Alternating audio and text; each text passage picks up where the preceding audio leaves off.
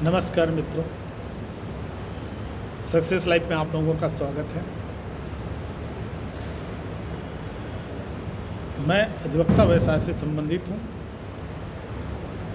इसलिए आज मैं अधिवक्ता के रूप में सफल होने के संबंध में टिप्स देना चाहता हूँ। कोई भी व्यवसाय मजबूरी में करना पड़े तो बड़ा मुश्किल होता है, लेकिन यदि आप उस व्यवसाय को अपने जीवन में चुने हैं तो निश्चित रूप से सफल होता है। अधिवक्ता व्यवसाय खास करके संभ्रांत व्यक्तियों का व्यवसाय प्रारंभ में रहा है, क्योंकि बैरिस्टर की पढ़ाई भारत देश में नहीं, बाहर ब्रिटेन में करना पड़ता था। तो स्वाभाविक है कि सामान्य आदमी तो वकील बन नहीं सकते थे, इसलिए बड़े बड़े मालगुजार या धन वाले ही वकील बनते थे। और वकालत का व्यवसाय ऐसा है, ऐसे सेवा व्यवसाय है, जिस तरह डॉक्टर सेवा व्यवसाय है वैसे ही वकालत भी सेवा व्यवसाय है। अभी हम काफ़ी दिनों से देख रहे हैं, अनुभव कर रहे हैं, वकालत में वही आदमी सफल होता है जिसके घर में पूर्व से कोई अधिवक्ता हो, या फिर ऐसा व्यक्ति जो किसी के यहाँ लंबी अवधि तक के जूनियरशिप किया हो, बड़ा चेंबर में किया हो, तभी वो सफल होता है। और तीसरा वो व्यक्ति होता है जिनके पास इसके सिवा और कोई रास्ता ही नहीं रहता, इसलिए वो क्या है, इस व्यवसाय को पूरे ऊर्जा के साथ करता है, वो भी सफल हो जाता है।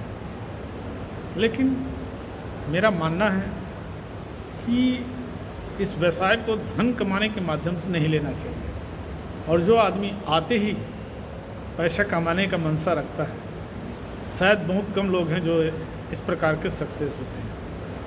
कई लोग तो ऐसे हैं, वकालत शुरू करते हैं लेकिन बाद में दूसरे व्यवसाय में चले जाते हैं, क्योंकि वकालत में जमना और अच्छा वकील बनना एक महत्वपूर्ण बात होता है।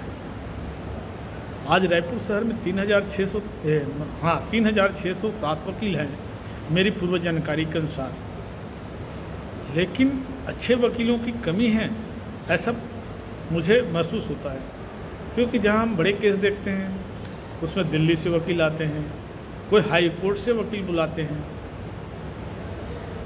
तो सोचिए कि 3,607 वकीलों में भी लोगों को यहाँ के अधिवक्ता से उम्मीद नहीं रहता कि उनके पक्ष सही रख सकते हैं, तभी वो दिल्ली या फिर अन्य शहरों से वकील यहाँ तक लेकर आते हैं। तो मित्रों, कोई भी कार्य है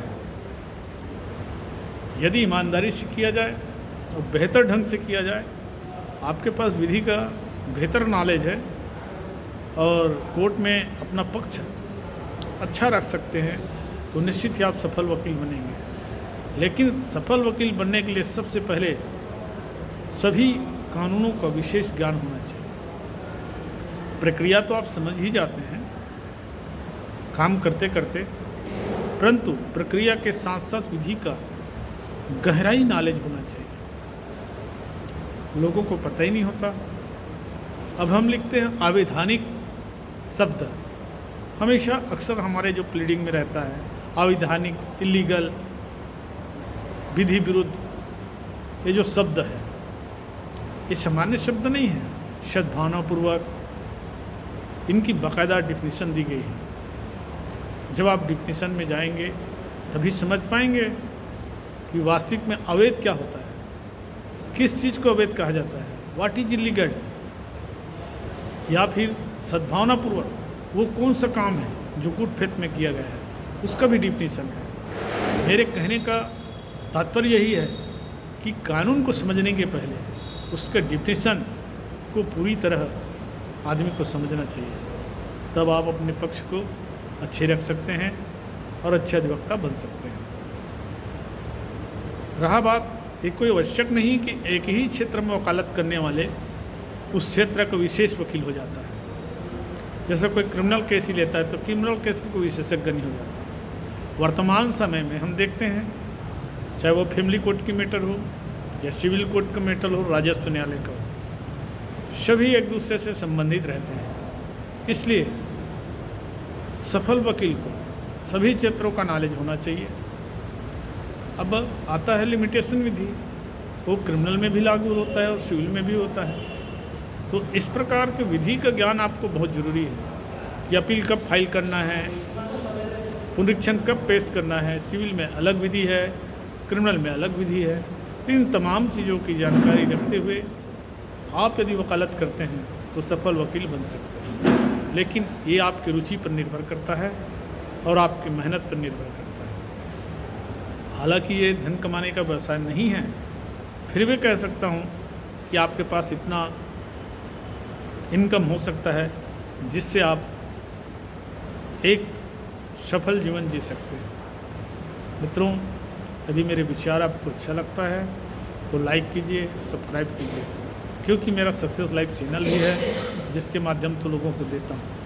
तो आज मैं इसी विषय पर बोल रहा हूँ कि आदमी सफलता कैसे प्राप्त करता है। उनको मैंने आपको बता दिया और मैं स्वयं ही वकालत कर रहा हूँ। मुझे 34 साल का वकालत का अनुभव है।